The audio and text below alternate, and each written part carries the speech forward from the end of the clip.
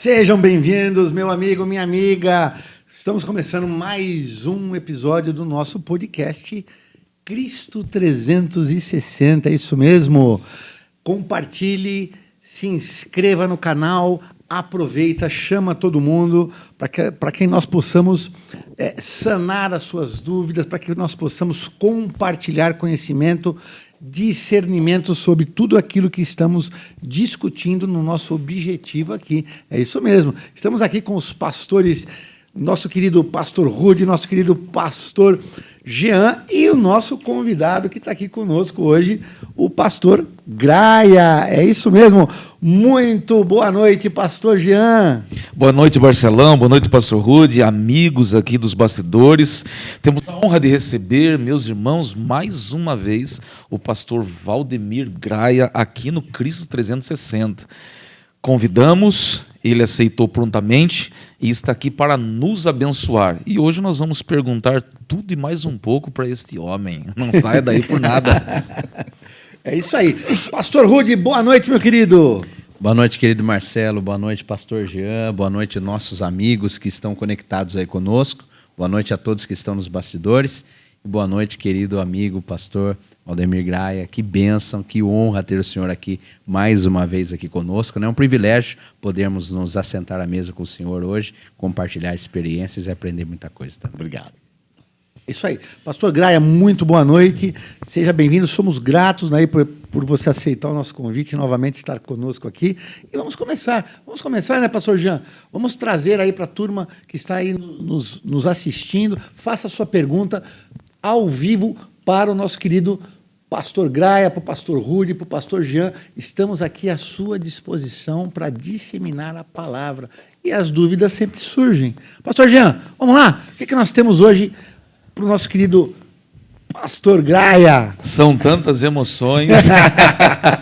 O pastor Valdemir é muito querido, uma pessoa muito experiente, um amigo, um homem que tem o seu reconhecimento, tem uma experiência ministerial profunda, já pastoreou muita gente, coleciona memórias, e eu lembro que conheci o pastor Valdemir na igreja do Nazareno, quando ele pastoreava a sede no shopping, mas eu deixei para esse momento algumas perguntas que eu sempre desejei fazer e quero fazê-las aqui na medida do possível. Pastor Valdemir, a primeira pergunta: o senhor nasceu em Campinas, o seu ministério ali começou.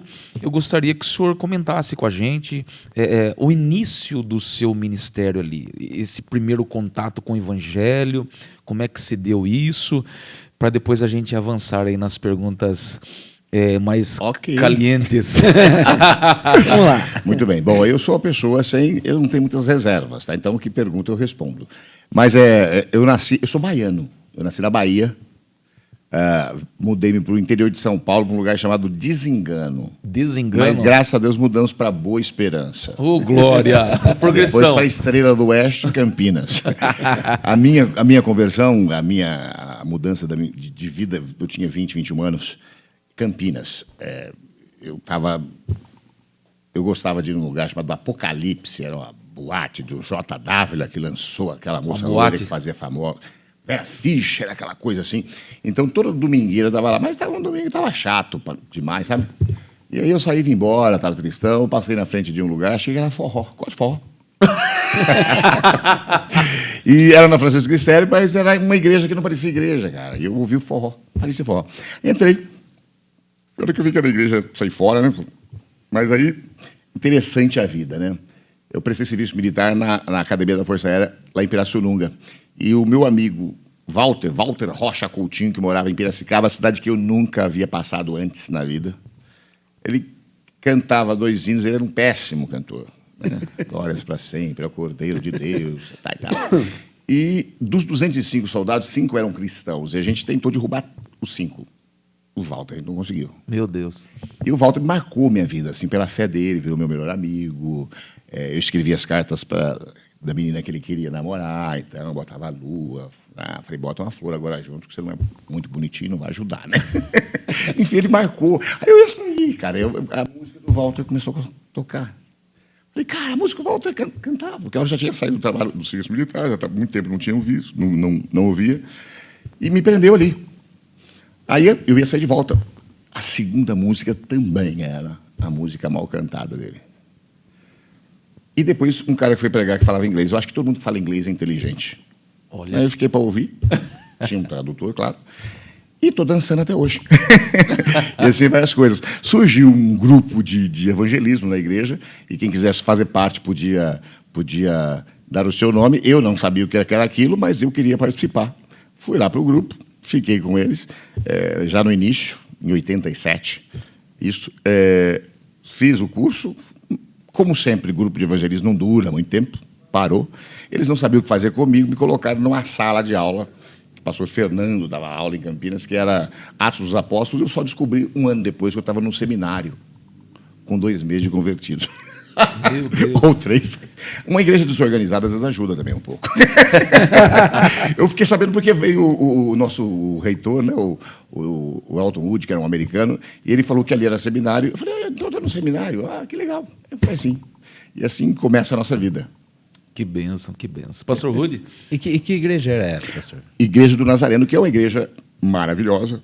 Eu gosto da forma de governo dela, a igreja americana, que se expandiu por muitos países. Na época já era o pastor Aguiar Valvassoura. Sim, sim.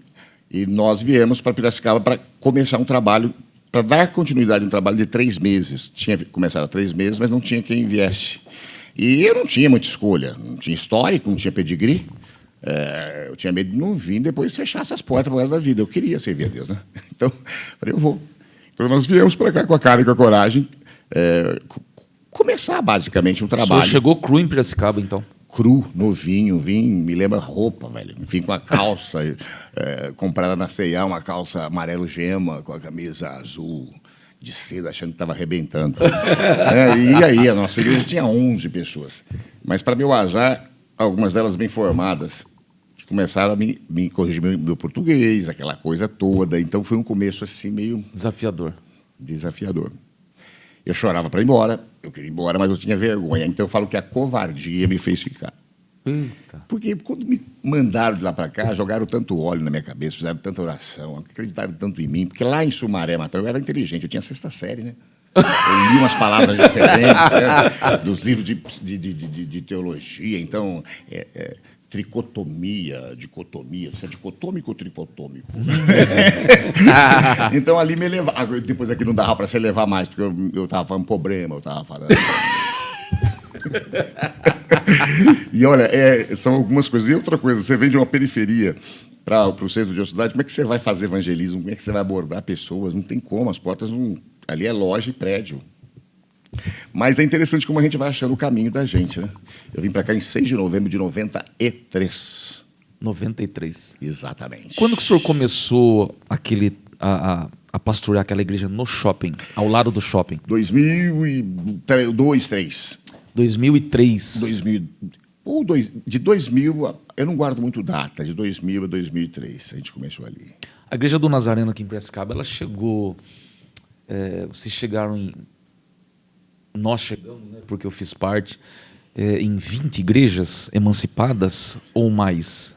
26 igrejas. 26 igrejas. É que naquela época eles emancipavam muito rapidamente, né? Uhum. Eu falava que eles organizavam. Quando me organizaram, eu falei, me agonizaram.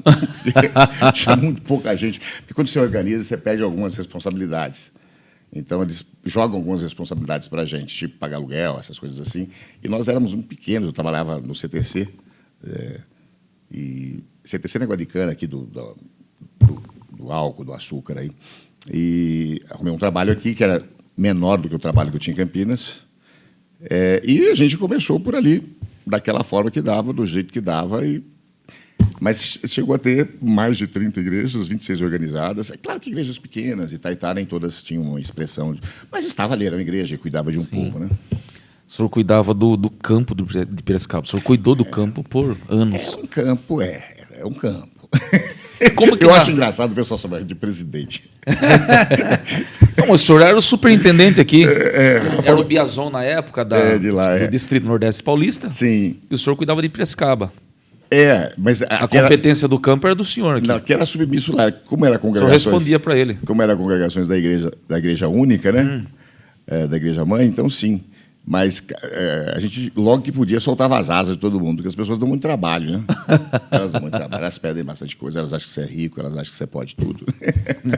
E a gente tem muita boa vontade, né? Um líder, uma liderança, um trabalho, você constrói com amor, com paixão, com desejo, com visão. Os recursos eles precisam, mas me ensinaram a fazer sem recursos. Né? Eu tive que aprender sem recursos. Eu acho que é interessante, se você tem recursos, é bom dar os recursos. Isso te faz adiantar algumas coisas, mas algumas lições de vida a gente não aprende com a comida pronta, né? Então, hoje eu olho de outra forma, mas na época não. Eu achava normal, tipo, eu deixar um bom trabalho e vir para cá e eu ganhava 1/4 de salário mínimo, que não dá para nada. Era para ir e voltar para Campinas. Falei, não dá certo, tive que morar aqui. Então, você vai morar, tomar banho de balde, por exemplo, né? Mas não era normal, infância toda assim. Você tem que procurar um trabalho que está abaixo do seu nível. Você tem que fazer algumas coisas assim. Então, essa adaptação é muito complexa, mas esses desafios também te faz gerar uma história, né? Porque você começa uma coisa do nada, né? Isso te dá uma história, uma segurança. Eu acho que é uma história legal, porque você hoje olha para trás e, em momentos mais difíceis, você tem uma fé melhor em você, uma fé maior em você. Nada melhor do que os rastros, do que as marcas que a gente pode ir deixando, né? Então, sou grato a Deus por isso, por ter líder. Não quer dizer que eu concorde ou que eu faria assim com outros. Eu não teria coragem de expor outras pessoas a uma área de insegurança tão grande. Mas, para mim, fez bem, porque eu aprendi dessa forma, foi joia. Bom. Pastor... Se eu, às vezes, sair da pergunta, vocês falam, tá? Que às vezes eu saio. Não. Pastor, como que foi essa história, assim, na família do senhor? O senhor nasceu no hospital, né? Em casa, não, nasci em casa. Nasceu em casa? Nasceu em casa. Essa semana eu estava numa igreja, o menino falou, nasci no hospital, não nasci num berço evangélico, né? O senhor nasceu num lar cristão ou não? O senhor foi o primeiro convertido na sua casa? Conta essa história um pouco para nós. Meu lar é completamente pagão. É baiano, né? O pessoal acha que na Bahia, onde você tem mais a questão de uma fé afro. Pode falar tudo aqui? Acho que pode. Macumba, essas coisas assim. E não é Porto Alegre. Né? Mas eu nasci numa família com origens assim, de uma fé católica misturada. Mas nenhuma prática. Eu fui o primeiro a ter o encontro com Cristo, a me tornar cristão. Minha mãe ia às vezes, mas mais para pedir para a gente se converter. Então, às vezes eu chegava em casa, eu pegava meu RG, estava cheio de óleo, eu falava, onde foi que eu passei que está cheio de óleo? Ela ia na quadrangular do Zé Carlos Pinto. Sua mãe tinha colocado o óleo de unção. Ela ia na igreja quadrangular do Zé Carlos Pinto, na Francisco Glicério, em Campinas, e levava o meu RG para ungir. Acredita nisso? Ela não era evangélica ainda, mas... Então, eu até já vejo tinha uma assim... crença... Sabe, eu tenho umas coisas, Marcelo, que não é sempre tudo que eu posso falar, ou se eu falar, eu tenho que dizer em meu nome, em meu próprio nome. Eu acho muito complexo essa coisa, a gente definir uma religião como, sabe? Eu vejo minha mãe como uma mulher de uma fé que já era uma fé muito firme, muito forte, determinada. Ela era ignorante em relação a algumas questões, mas em questão a procedimento, como vivia, a fé que tinha, os sonhos que tinha a respeito dos filhos, não podia ser. Então, quando eu falo assim que ela era católica, eu me sinto mal. Mal porque parece que eu estou desfazendo de uma coisa. Eu não consigo ver. Os meus padrinhos de formatura no seminário, escondidamente, foram católicos, porque eu admirava eles. Eles eram os melhores católicos carismáticos que me ajudaram a caminhar na fé. Então, eu não consigo ter esses preconceitos assim. E se eu puder, eu insiro no meio. E alguns acham que eu sou liberal. Eu não sou liberal. E também não teria problema em ser. É que tem coisa que não é errado, não é pecado. A gente inventou isso aí, eu penso. Eu tinha lá o Dr. Márcio com a sua esposa, que foram importantes na minha vida, dentro da igreja católica. E no dia que eu me formei no seminário, eu falei, eu quero eles de padrinho de formatura. E eu chamei, ninguém ia perguntar nada para eles, né, porque não ia também achar que um doido ia chamar alguém de uma outra fé. Eu levei, porque eles aqui, para mim, tinha moral para estar ali, naquele momento importante da minha vida. Que bênção, trajetória marcante, pastor. Legal. Pastor, quantos anos o senhor ficou como hoje, né, para deixar claro para os irmãos, o senhor não é um pastor da igreja do Nazareno mais, né? Sim. Mas quantos anos o senhor trilhou o seu pastorado lá? Eu fiquei...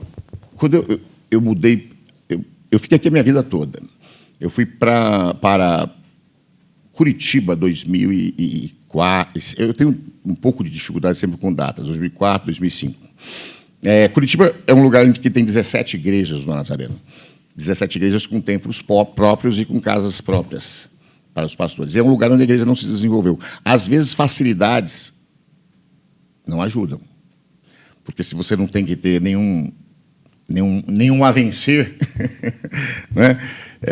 E nós tínhamos no distrito todo lá 450 membros. Eu quis aceitar o grande desafio de ir pastorear uma igreja lá. As pessoas não entendiam porque eu estava deixando aqui uma situação extremamente segura, de uma igreja boa, aqui do lado do shopping, com mais de 1.000 pessoas, com as congregações, com uma condição boa de cuidar de mim. Mas essas coisas de gente que não tem juízo, eu acho que às vezes é bom não ter juízo. Então, o que eu faço? Eu pego meu carro, que era um Corcel 2, que o outro tinha deixado o carro, e eu vou para Curitiba. Quebrou 7 vezes no caminho, na série. Eu peguei um guincho. 7 vezes, então foi perfeito. Exato. Tipo, o pessoal tinha levantado na... Você acredita nisso? Cara, ninguém acredita. E cheguei lá, assim, de novo. Eu acho legal essa coisa de saber se funciona ainda. Se a minha fé ficou folgada. E, de novo, em 10 meses, Deus abençoou, a igreja ela cresceu demais. Só que aconteceu inesperado na minha vida, com 40 e poucos anos. Eu fui pregar no Rio, e teve uma moça lá que me conheceu, ela era bonita, nova, melhor que eu. Eu já estava com barriga, ela não tinha barriga. Ela começou a me telefonar, disse que queria me namorar. Falei, nossa, isso sério. Ela morava nos Estados Unidos. E aí, um dia, ela estava na porta da igreja. E aí a gente teve que conversar. E foi aí que a gente começou a namorar, ficamos noivos. E aí eu mudei para os Estados Unidos por isso, porque eu tinha feito uma fala com Deus. Eu falei, Deus, esse negócio eu não vou brigar mais com esse negócio de casar, não casar, esse amor que nunca vem. Acho que eu escutava muita música. Eu também tinha uma boatezinha antes de me converter. Então eu achava que amor era um negócio assim. E nunca aconteceu esse negócio, sabe?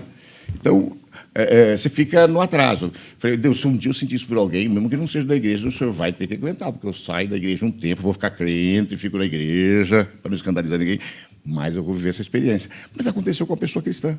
Legal, joia. E aí foi que eu fui morar lá e pastorear uma igreja lá. Tudo por acidente. É claro que eu achava que eu nunca ia conseguir um visto, porque eu não tinha meios. Nessa época eu saí de Piracicaba, eu vou recomeçar a minha vida. Então, eu não tinha salário, eu não tinha declaração de imposto de renda, o carro que eu levei era Corcel 2, quebrou, jogou no lixo. Então, eu fui no despachante, já que agora... Você achou que não ia? Não ia, não tinha como. Uma pessoa com juízo não podia dar visto para a gente. Eu fui no despachante, eu fui preencher o papel, não tinha nada para preencher. Só tinha um negócio embaixo, que dizia que entrega o teu caminho ao Senhor e o mais Ele fará. Eu falei, isso aqui eu tenho. Mas eu fui assim, desleixado. Eu acordei tarde, a gente foi com o carro de Curitiba, porque eu vi estar em São Paulo, e eu acabei indo com a roupa de pijama de cima, sabe, não prestei atenção na coisa, aí o carro quebrou, não deu tempo de trocar, na casa do pastor que eu via que ia trocar, tive que ir direto para o consulado, aí entrei... Suado. Lá tem uns tipos diferentes, tem uns Elvis Presley, tem uns caras que vão vestidos nas formas, né? Mas eu sabia que eles não iriam dar. Eu só tinha que ir porque era uma exigência da moça, da Gabriela, que tinha surgido, né? E eles não só me deram visto, mas me deram visto que é um visto R1, que é um visto de trabalho, um visto difícil, um visto pastoral, né? Falei, mas moça, eu não quero esse aqui, porque é mais caro, $50 mais caro. Não tinha. Ele não pode entrar com o telefone. Vou telefonar para quem? Falar com quem? E a moça só dava aquele. E acabou que dei lá um jeito, alguém colocou na caixa, foi uma coisa assim complexa. E dali eu fui ficar 1 ano nos Estados Unidos. Foi isso que perguntou, não? O senhor contou a Stormer, contou o número de anos. Foi quantos anos, né, mais ou menos? 2004, mais ou menos, é o que eu vou para Curitiba. Fico 1 ano em Curitiba, 10 meses, 1 ano. Vou para os Estados Unidos e fico 1 ano. Eu volto para cá quando aquela questão da bolha está acontecendo. Eu não me adaptei lá. É um lugar maravilhoso para você criar a sua família, para você ganhar dinheiro. Foi 2008, né? Mais ou menos. A bolha de 2008. Isso. Então, eu fui para... Isso tudo vai estar acontecendo na minha ida para Curitiba de 2005 a 2008. Né? Eu me recordo disso. E lá eu me fui abatido por uma depressão tremenda. Assim, é muito diferente tudo.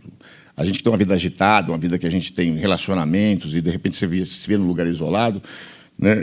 Era muito complexo. A moça que era minha noiva trabalhava num outro estado, e eu ficava com os pais dela do outro lado, onde era a igreja.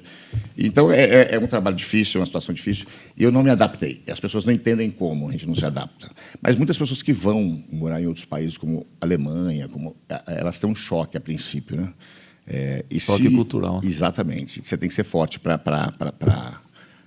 Se adaptar. Não é fácil. Né? E não via também grandes razões de estar lá. Não tinha necessidade de mim lá. E por um momento o senhor chegou a pensar, criou expectativa de um casamento? Sim. Mas a única vez que eu pude casar, não tinha dinheiro. Porque naquela época, veja bem, o acontecimento daquela questão dos Estados Unidos acontece no momento, mas antes o desemprego lá já estava muito grande, as situações já estavam mais difíceis. Então, eu não podia dar respostas a nada, entendeu? Eu venho morar para cá, mas aí ela faz um grande sacrifício. Ela era vice-reitora de uma faculdade lá, e ela veio para o Brasil para dar aula de inglês. Para ficar aqui, ficou comigo, tocava violão na igreja. Mas a gente levou aquilo por 4 anos, não foi possível. Somos amigos demais até hoje, conversamos muito. Acho que se a gente não tiver ninguém quando ficar velhinho, a gente mora junto. São caminhos, são histórias, né? É uma aventura. Eu vejo como uma grande aventura, gostosa, boa. Depois que o senhor saiu de Curitiba, o senhor rompeu com a Igreja do Nazareno em Curitiba? Não. O meu rompimento, eu nunca romperia com a Igreja do Nazareno, demais, de forma alguma. E ela também nunca rompeu comigo, de forma alguma. O que ocorria é que eu gosto de ação social, de obra social. Eu não compreendo muito nós não nos importarmos com pessoas. Eu tenho ideias que eu jamais falaria, porque eu não consigo compreender, a minha cabeça não soma. E por falar em ação social, eu estava presente quando o senhor inaugurou o Fome 1 na Rua do Rosário. Lembro quando o senhor subiu, o senhor foi lá, foi ao banheiro e tal, ficou prontinho, subiu, começou a fazer um discurso, o pessoal todo na expectativa. Eu ali presente, falei, puxa vida, que trabalho bonito. O pessoal com R$1 na mão, tinha uma refeição digna ali. Latinha e tal, o pessoal levava. Era 20 latinhas de 20 latinhas, ou R$1. Tinha direito ao almoço. Esse preço já está há mais de 20 anos, lá não tem infração. R$1. A gente tinha banho, tem coisas que não funcionam. Foi inaugurado em 2004, 2005, família? Por aí também. Foi por aí. Era a né? época que a gente está aqui para o shopping. E hoje é uma igreja, Assembleia de Deus de Madureira, lá, né? Correto? Não, ela mudou para. O restaurante mudou. Era ao lado, então, de onde é. Voluntários. Mudou para voluntários. Não, tá, mas a inauguração. Ele Sim, foi começou no onde Rosário, é a Madureira isso. Hoje. Exato. E quem colocou o nome foi a Gazeta do Povo. Que não tinha nome, na verdade. Não me importava muito esse negócio do nome. Me importava, mas não tanto. A gente vai fazendo rápido antes que você perca a vontade e a coragem, né? E aí eles que colocaram lá como uma reportagem de capa e colocaram Fome 1. Entendi. Né? Isso foi noticiado, né? Foi Falado bastante de Piracicaba noticiado. e tal, circulou bem na cidade.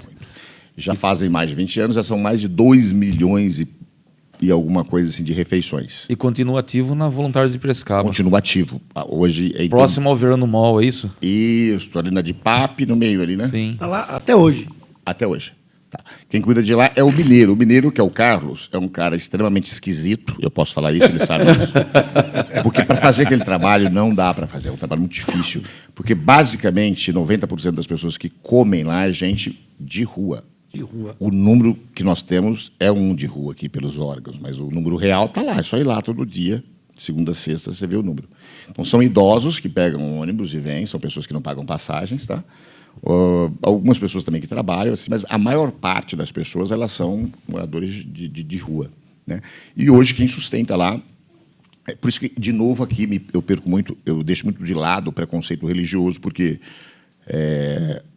quem sempre sustentou lá e quem sustenta até hoje é o pessoal que às vezes os cristãos mandam para o inferno, são os maçons, são os espíritas, são os vicentinos, tem gente ateu. E alguns amigos que têm uma empresa ou outra. Então, nós hoje não conseguimos... Contribuem para o que Exato. se movimente. Lá nós temos uma cozinha melhor do que muitas cozinhas, uma refeição. Tem muita gente que ajuda, como o Mercado Delta. Hoje é uma coisa que funciona com vida própria, né? Vingou, foi bom, Deus. E quem cuida é uma pessoa que se recuperou na casa de recuperação que a gente tinha, que era um sítio, que é o Mineiro, que é quem deu certo. Está lá há mais de 19 anos. Aquela casa de recuperação na Nova Suíça, que me foge o nome agora. Isso, Projeto Alcance. Alcance, Isso. Projeto Alcance. Puxa vida. É lá mesmo. Projeto Alcance. Muitas idas ali, né? Foram Nós até alcançadas. chegamos numa época, indo para Rio Claro, que até alugar um motel em frente do Mundica. O Mundica tinha que eu Perto da Didine, isso? Isso, ele tinha comprado um motel na frente, não era mais motel, né? Eu falei, nossa, que lugar bom para receber o pessoal para morar. Né? Então a gente tinha o restaurante, abriu um negócio, um CPF chamado CAN, Centro Assistencial Nazareno, e ali a gente atendia as pessoas em todos os sentidos. Então a gente tinha uma cooperativa de trabalho para serralheria, construímos casas, assim, para pessoas que pagavam a gente. Né? Eu falava para os meninos, vocês têm que trabalhar, vocês têm que repor a sua casa que você roubou. Não é certo sua mãe pagar seu tratamento. Sim. Isso não era muito legal, mas a gente se ajeitava e ia, entendeu?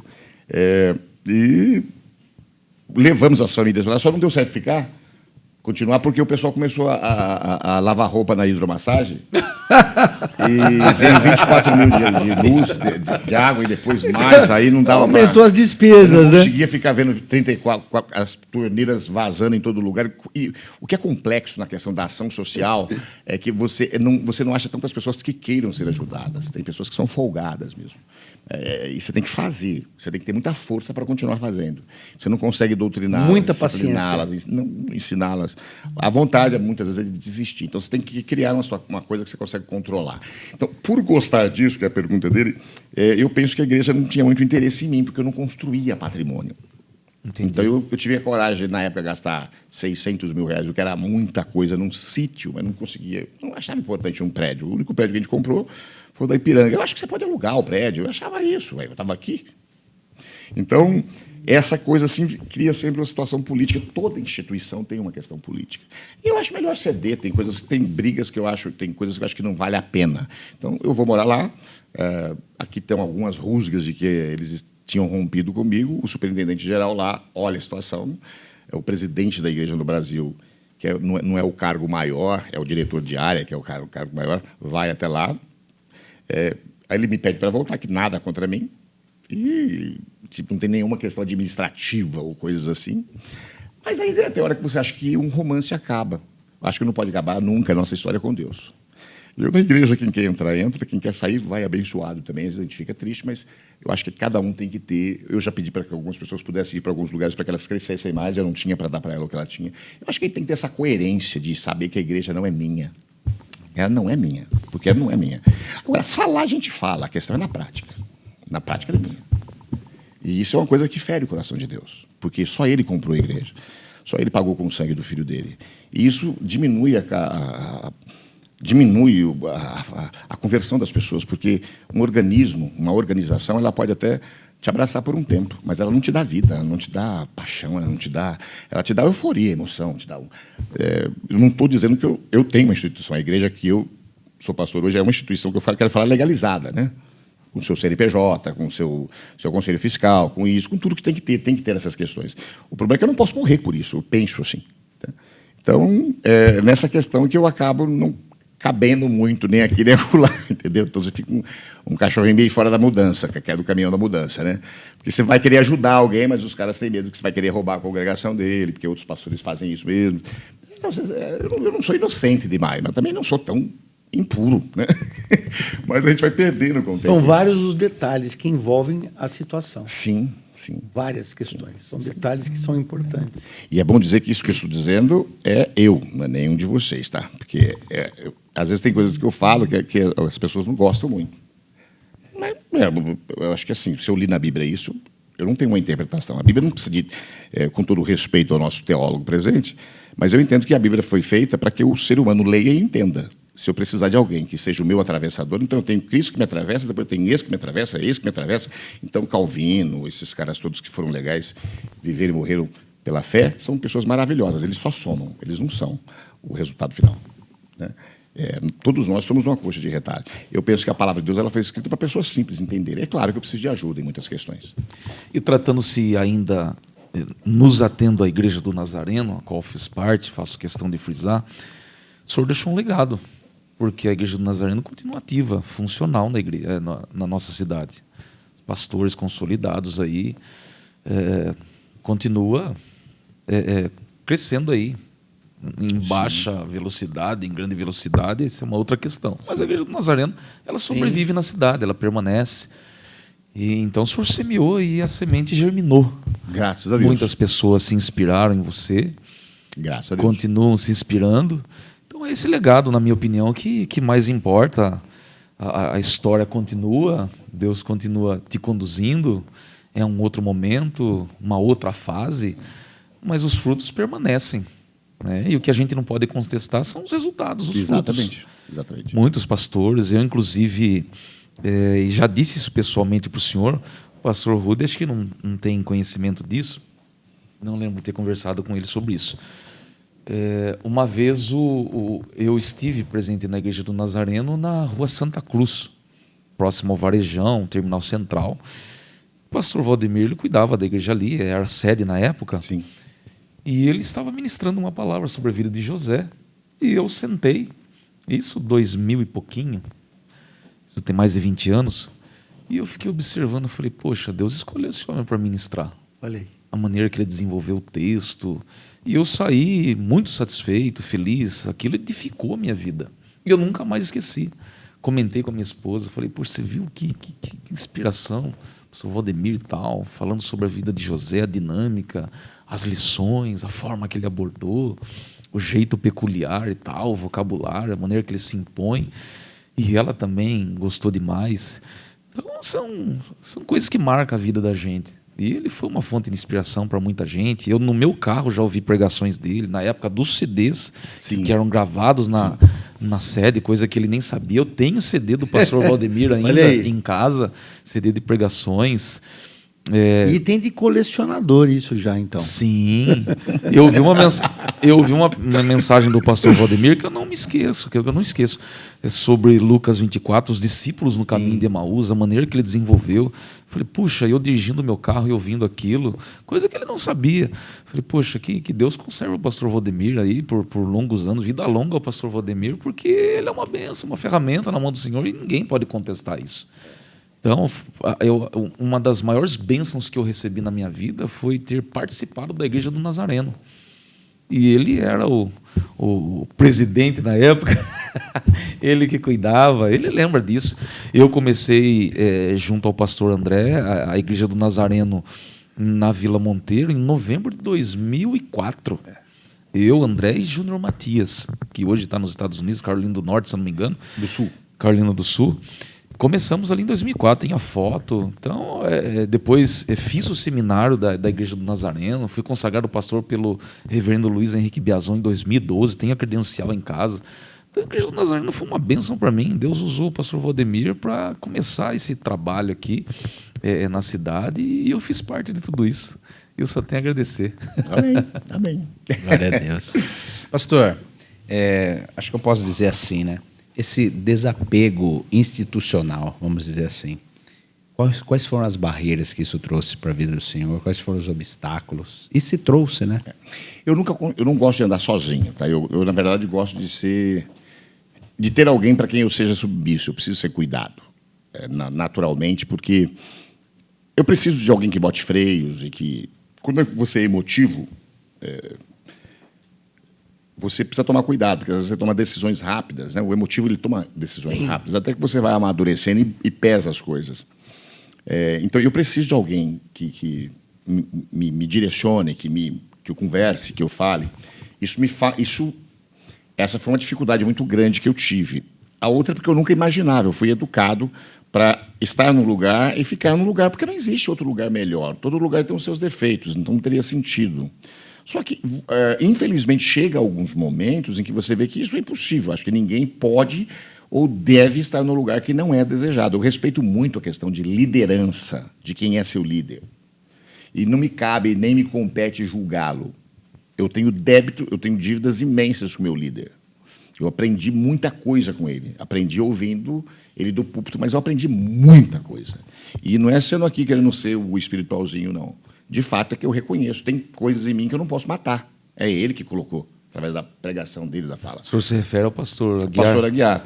Mas se chega um momento em que... É uma sumidade aquele homem, não? Uma sumidade imenso. Se chega um momento em que você percebe que não há o desejo da pessoa em que você esteja, normal. Eu acho que ninguém pode estar num lugar que não seja celebrado. Celebrado que eu digo, não precisa fazer festa para a gente, mas pelo menos tolerado. Entendeu? E também não é por nada, não era por bobagens. É um pensamento, então não tem bronca. Se encontra conversa, amizade com o filho é a mesma, com os meninos são... Eu acho que tem que parar com essa coisa assim. As pessoas que dão valor a essas desgraceiras, essas coisas que são... As pessoas gostam de escândalos. E, às vezes, um escândalo não é nem escândalo, sabe?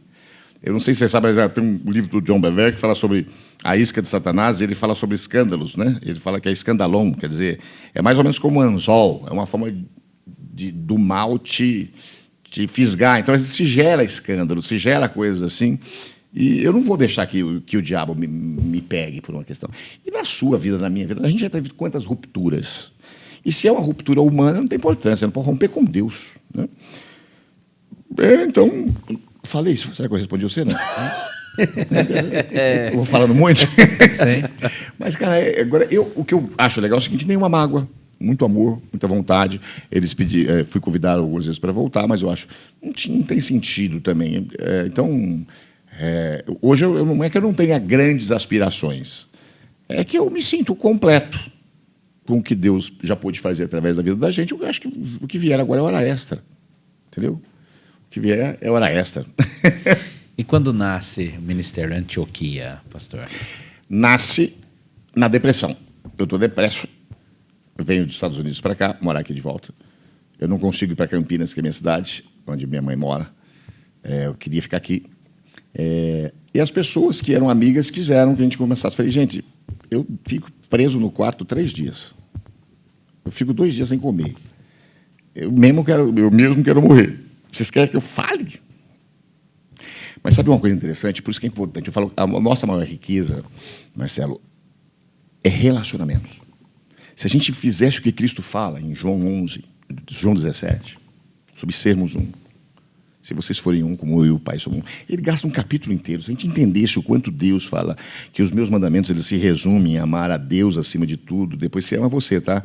E depois você ama o seu próximo. Se a gente entendesse que ele está falando de relacionamentos, se a gente lesse as cartas de Paulo, quantas vezes ele vai repetir a palavra uns aos outros, uns aos outros, uns aos outros, uns aos outros. Se a gente entendesse o poder que tem um relacionamento, que é a sua maior riqueza, de fato, não é romanticamente, não está na conta bancária.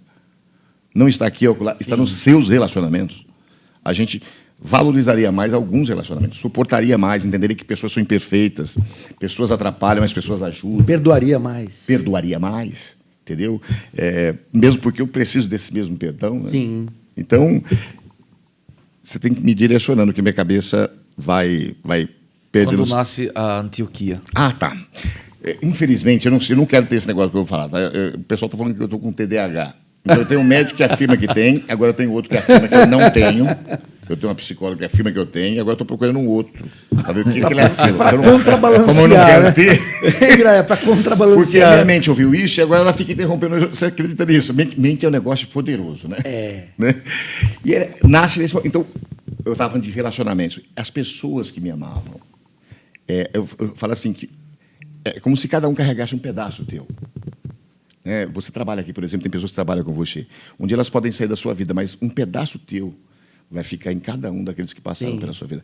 Pode ser que tenha 99% de coisas suas que eles não gostam, mas tem uma coisa, 1% seu, que vai ficar naquele pedaço. E esses pedaços eles se reuniram e parece que formou uma imagem. A coragem deles, numa depressão profunda, me deu coragem de nos reunir no fundo de uma casa e começar de novo. Eu não tenho problema em recomeçar, não ligo nada para o que pensam de mim. Eu estou pouco me lixando. Porque a gente vem de uma história, de uma trajetória, onde às vezes a gente pensa que estão falando da gente, as pessoas nem têm tempo de pensar quem a gente é. Enfim, se estão também é legal, quer dizer que está fazendo sucesso. Se não... Então, a gente vai para o fundo dessa casa, depois vai para uma oficina, depois vai para a Rua São José, e ela nasce assim, nesse momento depressivo. Na verdade, eu queria ajudar alguém, mas eu não conseguia alguém para ajudar. Entendeu? Eu queria estar perto de alguém. Eu queria ser um pouco cuidado e entrar em movimento. Mas não é tão simples. Eu não sei se porque a gente teve algum tipo de expressão na cidade. Então, eu entendo também isso daí, né? Só que você fica sem rumo, sem direção. Então, eu faço uma coisa que eu não quero fazer. Tipo, eu não colocaria esse nome na igreja. Eu acho nome difícil de falar. Igreja Cristã Antioquia. Tem gente que já falou anti-orgia. Falei, anti-orgia. Outros falaram miopia. Falei, também, sei lá, não é um nome popular. Se você fosse fazer um estudo, tá, você não colocaria. Mas no momento de depressão, você tem que fazer um estatuto, precisa botar um nome. Essa igreja é uma igreja que tinha me convidado para ser pastor também em Nova York. Uma igreja de brasileiros. Então, era o único nome que veio na cabeça. Aí botei. O senhor ficou um tempo na Rua Prudente? Sim. O senhor ficou um tempo na Rua Prudente? Fiquei. Onde era e hoje é o meu mecânico, o Carnevale. Eu passei várias vezes ali na frente e tal, enquanto você cultuava e tal, dirigia o culto. E eu comentava com a minha esposa. Falei, poxa, o pastor Valdemir é incansável, imparável. Eu sempre admirei esses recomeços, esse fôlego, essa sobrevida. 30 pessoas, 20 pessoas. E eu me recordava, obviamente, da época da Nazareno, do boom da Nazareno. Sim. Aquela explosão, mais de 20 igrejas. O pessoal chamava da igreja dos ricos. Então eu não ouvi falar. Eu participei. E eu passei na Prudente ali. Eu morava no Luiz de Queiroz. Então, inevitavelmente, eu passava pela Prudente. E muitas vezes eu presenciei o pastor Valdemir ali, pregando e tal, na lida ali. E eu comentava com a minha esposa, falava, puxa, o pastor Valdemir, de onde vem essa coragem, essa intrepidez, né? Então, eu sempre admirei isso também. Às vezes nem tem, às vezes é falso. Se falso que eu digo é o seguinte... É superficial, às vezes. Se você respeitar a sua carne e os seus sentimentos, você não vai. Eu me confronto. Eu obedeço a Deus. Agora também tem muita questão do que é paixão, do que é amor. Eu penso assim, se eu medir minha vida hoje, eu seria um perdedor. Por quê? Porque hoje, em termos materiais, eu tenho menos hoje do que quando eu vim para cá. Então, se passaram 93, 6 de novembro, 94, você conta para cá, eu não tenho nada mais. Aliás, hoje eu tenho menos, porque eu tenho contas a pagar. Em boleto. Eu gosto de falar, porque ajuda outras pessoas. Eu nunca tive nome sujo, agora eu tenho um nome para limpar. Porque parece que o cara tem um nome sujo, é um capeta, não é? São fases da vida. A gente derruba uma pessoa com isso que é empreendedora, especialmente quem empreende.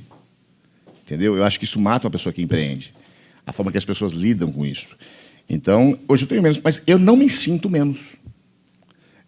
Nem nos piores momentos da minha vida, não me sinto arrependido. Então, eu acho que não estou recomeçando, eu só estou dando continuidade. Eu acho que a gente avalia a vida de forma errada.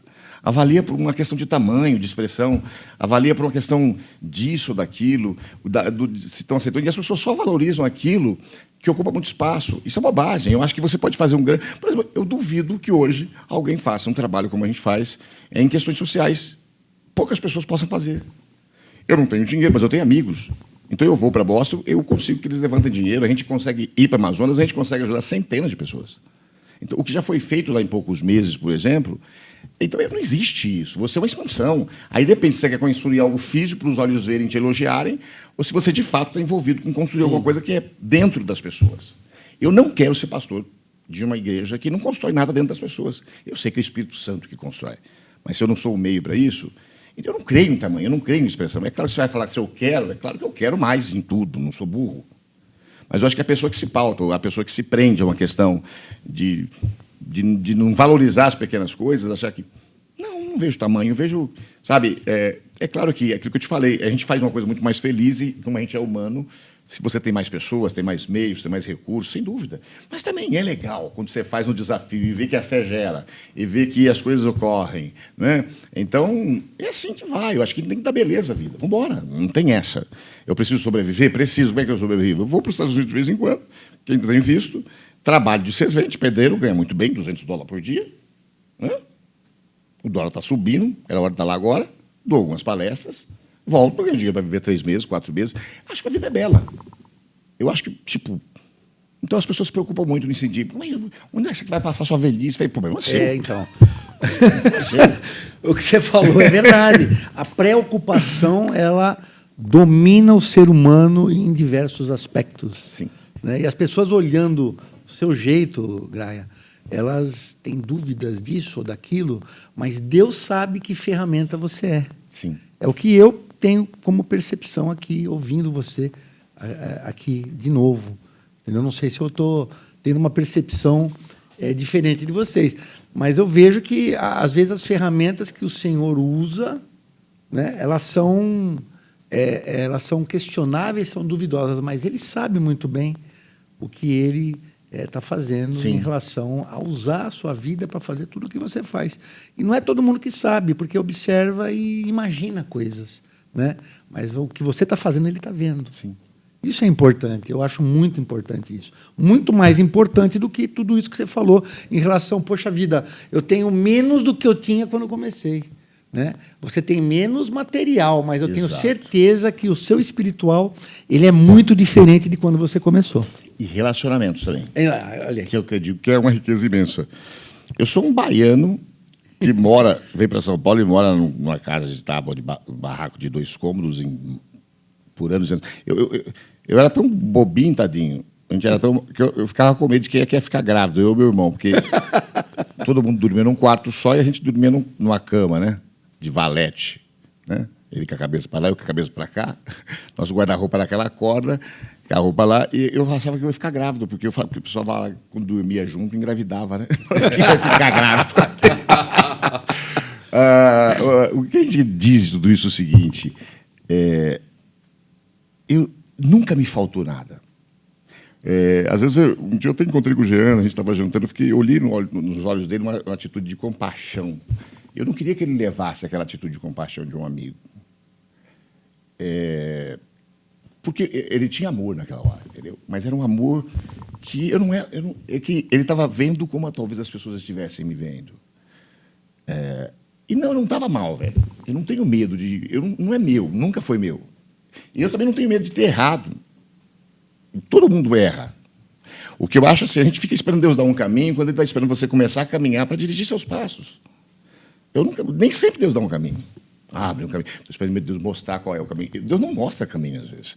Mas se você começar a caminhar por algo que enche o seu coração, Ele vai te dar os passos. Às vezes a gente erra, não ouve direito e tal. Mas então, me lembro disso. É algo gostoso, porque você fala, pô, tem alguém que se importa. Mas, ao mesmo tempo, eu queria passar para ele, como eu queria passar para minha mãe, que o meu sofrimento não era aquilo. Eu não sofria por aquilo. Entendeu? Não. Eu não tenho necessidade de ser gente. Eu sou gente. Eu sou filho de Deus. Eu, de fato, sou. Você, de fato, é. Porque se isso for algo romântico, vamos jogar tudo fora. Vamos parar, gente, fazer outra coisa. Para que esse livro preto? Não. Então, nós de fato somos. E eu consegui assimilar isso dentro da minha alma. Então, e nunca me faltou nada. Eu falo que eu até prefiro os piores momentos, mas não posso falar isso aí, não. Tira. Mas nos piores momentos da minha vida foi o lugar em que eu estive nos melhores lugares. Provando das melhores situações, das melhores coisas. Deus sempre vai cuidar de você de alguma forma. Então, por exemplo, um cara que tem uma vivência, sempre teve uma vivência dessa, que se converte de repente, tem uma mudança trágica de vida. Eu tinha uma boate, fechamos, deixamos para lá. Boate que fala esse negocinho de dança de bairro. Morria um por semana num bairro perigoso, em São Marcos, em Campinas. Mas eu mudei, a minha vida mudou, que nem eu entendi, porque mudou de fato. Dentro de mim mudou o negócio, mudou uma... Sabe? Parou a vontade de usar droga, parou a vontade de fazer isso, aquilo. Eu saí da escola para ir, todo dia ter um culto para ir. Eu queria ouvir Deus, uma paixão, um negócio tremendo. Então, o emotivo assimila de outra forma. Outras pessoas nem precisam ter uma experiência assim, é mais racional e tá. No meu caso, foi algo forte, emocional mesmo. Que eu entrei, foi de cara e me libertou de uma coisa que eu queria me libertar demais, que era os barbitúricos. Eu era viciado em comprimidos, vários deles. Eu trabalhava em farmácia, nunca foi um outro tipo de coisa, mas isso é muito perigoso e possivelmente mais perigoso ainda, porque eu usava sem limite, né? Então, essa mudança drástica e trágica bota essa paixão no coração da gente, que a gente começa a fazer as coisas. Então, não tem como botar um outro valor nisso. O que a gente mais quer é que as pessoas vivam isso. Ou seja, essa experiência verdadeira que a igreja pode trazer. Não quero ser tão comprido para não deixar espaço para vocês falarem, porque senão eu domino. Mas eu acho legal os lances hoje da igreja. Acho que a gente tem que fazer o melhor. Mas eu não vou me enganar. O ar-condicionado é para nós, não é para Deus. A poltrona é para nós, não é para Deus. Eu queria ter tudo isso. Mas eu fico muito triste quando tudo isso substitui pessoas. Isso me deixa assim... não sei o que palavra usar, Inconformado. sabe? O nosso produto é pessoas. Sim. O produto de Deus são pessoas. E falar em pessoas, pastor Valdemir, gostaria que o senhor compartilhasse de uma forma dinâmica, a gente já caminha para a reta final, sobre a sua experiência com os ribeirinhos no Amazonas, esse tete a tete, a realidade daquelas pessoas. O que você tem a falar sobre isso? O Amazonas é um outro mundo. Não espere encontrar lá a nossa cultura. Não espere, tanto lá como no Pará. Não espere isso. É um outro mundo. Eu, na verdade, vou para lá para fazer parte de um encontro chamado Encontro Radical. E, na verdade, eu achei que era tudo encenação. Porque não é um seminário que você... É uma caminhada, tá? Onde você vai vivendo várias situações. E você é muito esperto, quem já é macaco velho, como diz o outro, fala, isso aí é encenação, isso aí, não, o cara quer teatrinho de igreja, tá. Mas tem coisa que te pega, não tem jeito, né? Assim, em tratar a sua alma. Eles querem trazer para você o esgotamento físico, emocional, com afrontas, e espiritual, com verdades que eles vão colocando, e você vai vendo o pessoal responder. Então, nesse processo todo, as pessoas vão sendo quebradas. Parece aquela síndrome de Estocolmo, em que a vítima vai fazer amizade com o seu abusador. E algumas pessoas começavam a chorar e contar suas histórias. Eu falei, cara, isso não pode existir no mundo, né? Tipo, uma senhora que vai falar do filho dela, que veio dos ribeirinhos para Manaus, e aí ele é abusado pelos homens da casa, avô, tio e tudo mais ali, e de repente, há um tempo que ele some, mas quando ele volta, com 12 anos ou 13 anos, eles arrancam todos os seus dentes com alicate, eles colocam pimenta no seu ânus e está em carne viva, eles quebram suas pernas e os seus braços com pau. Falei, isso não existe, a gente teve que ir ver no hospital. E era verdade. Então, fatos assim. Eu falei, cara, isso tudo é verdade. Isso tudo que essas meninas falaram de abuso, uma que tinha o cabelo cortado, histórias assim que não dá para replicar, porque elas são muito... Mas eu achei... É negócio para fazer filme de terror, sei lá. A gente já ouviu aqui coisas assim, mas é uma realidade assim extrema. E eu vejo que as pessoas, elas... Aí tem uma outra dor, você vê a igreja ou você vê as pessoas, e para elas aquilo é um problema, mas assim, não é mais chocante. Sabe quando uma coisa não choca mais? Por se multiplicar a iniquidade... O amor de muitos se esfriará. Se esfria por Deus e pelo outro, né? Porque quando se esfria pelo Deus, se esfria pelo outro. Quando já se esfriou pelo outro, também já se esfriou por Deus, porque está relacionado tudo. Então, aí te assusta, entendeu? Agora, o mais forte assim, da minha experiência com eles é o que eles desejam é ser valorizados. Não é a ajuda que você leva. A ajuda que a gente levou foi de um cara que tinha uma casa de recuperação nos ribeirinhos e, vindo para Manaus, quando volta, ele fica na cidade e os piratas pegam um barco, jogam os moleques no rio, não dá para nadar de noite, morrem, um só sobrevive.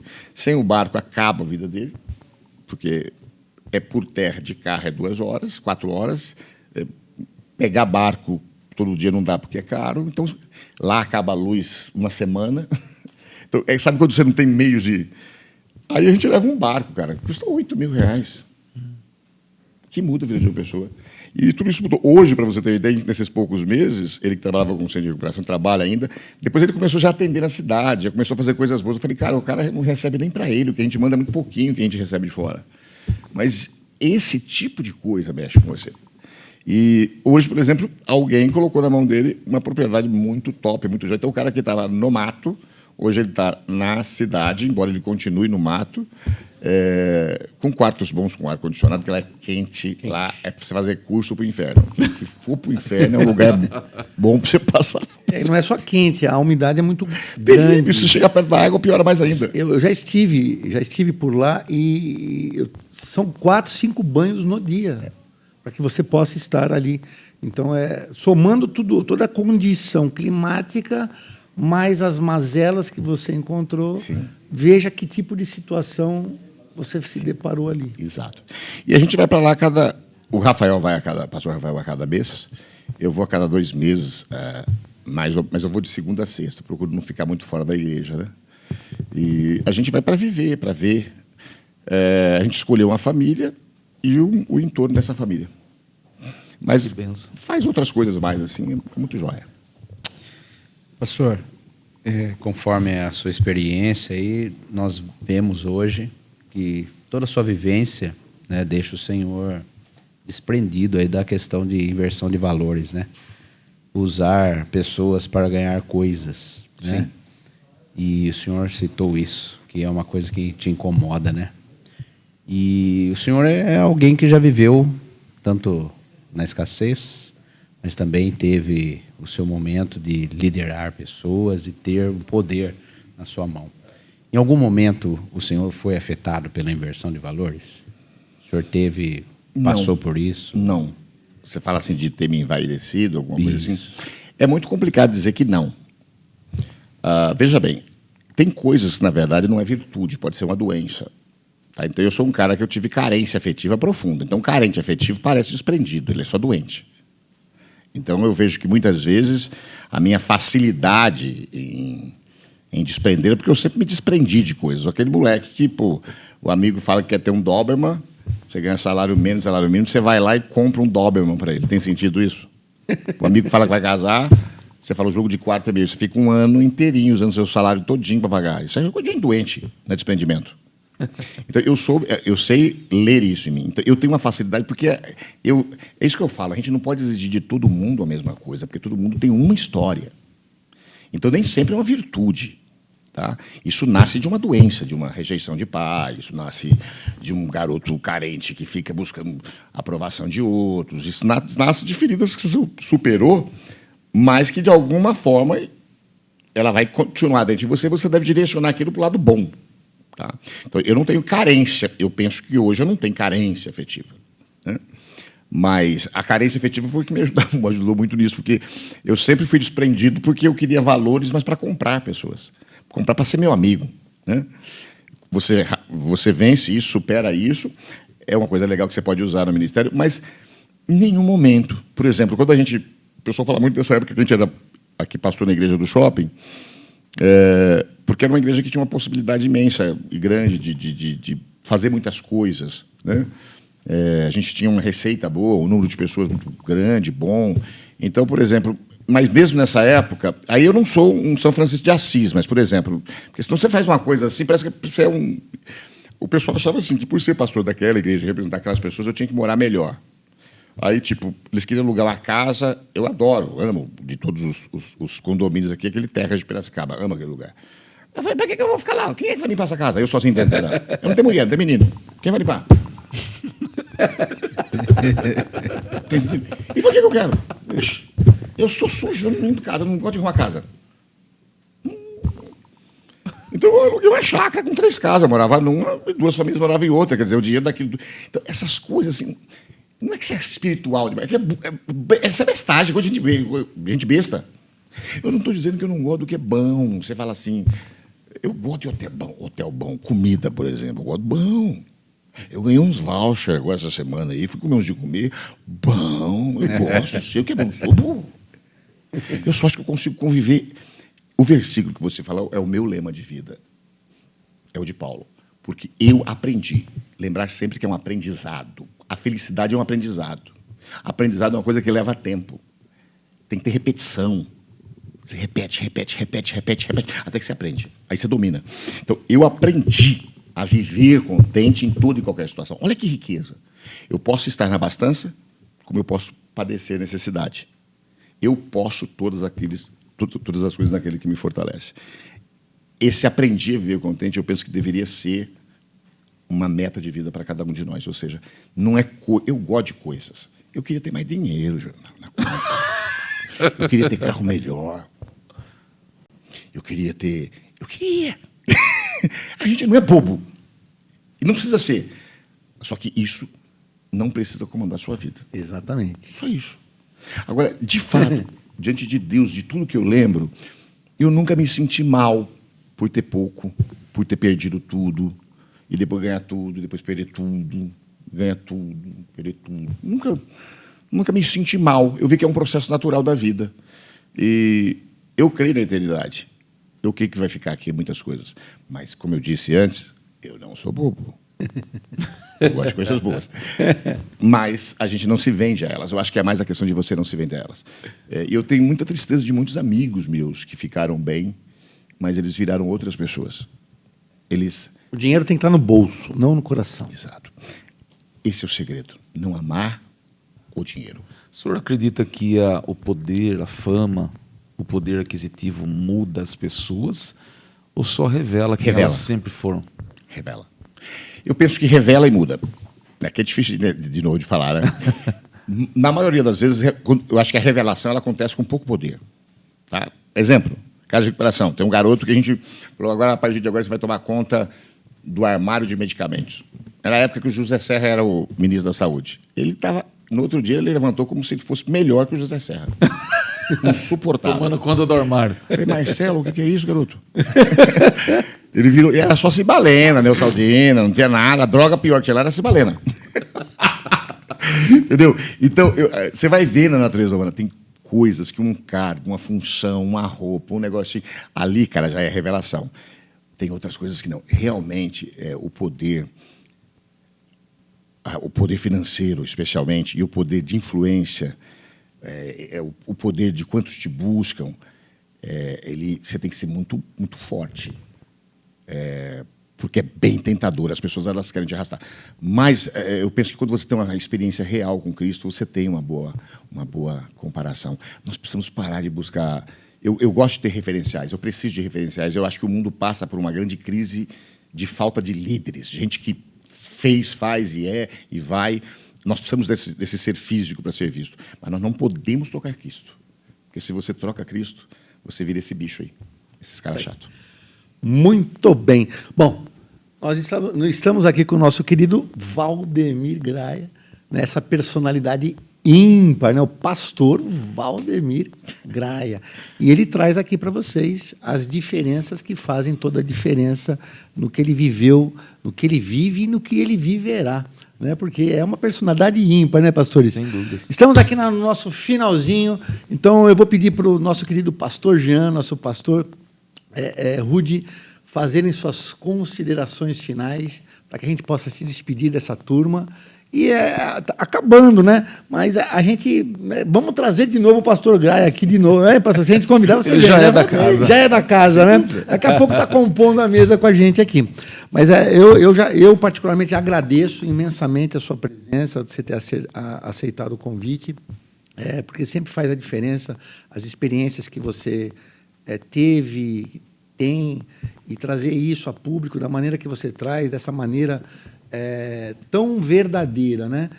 Muitas pessoas na frente das câmeras ou conversando com os amigos, sabendo que isso tudo vai ser disseminado, divulgado, multiplicado pela internet, às vezes fica com receio e você não. Você é transparente e verdadeiro naquilo que você é e faz. Então, eu agradeço a sua presença aqui, que Deus abençoe grandemente a sua vida. Tá bom, querido? Eu que agradeço muito a vocês. É isso aí. Pastor Jean, suas considerações finais. Mais uma vez, muito obrigado ao pastor Valdemir por ter aceitado o nosso convite prontamente, sempre disposto a compartilhar de Cristo. Obrigado de coração, parceiro, amigo e irmão. A nossa audiência sempre contribuindo para o crescimento do Cristo 360. Que o Senhor abençoe ricamente os nossos irmãos aí, que fazem a diferença, pastor Rudy, todos os bastidores, o pessoal que fazem com que aconteça tudo isso quinzenalmente. Aí. Deus abençoe ricamente vocês. Quero agradecer mais uma vez, né, todos vocês que ficaram aqui conosco até o final. Que Deus abençoe grandemente a sua vida. Quero dizer que, mais uma vez, pastor, foi uma bênção, né, um prazer imenso estar aqui com o senhor, aprender mais. Né? Sempre aprendi e continue aprendendo. Que Deus continue te capacitando, te usando como ferramenta poderosa que o senhor é nas mãos dele. Muito obrigado. Muito obrigado. Muito obrigado, pessoal. Que Deus abençoe cada um de vocês. Estejam sempre conosco nos próximos episódios do Cristo 360. Tchau, tchau, pessoal.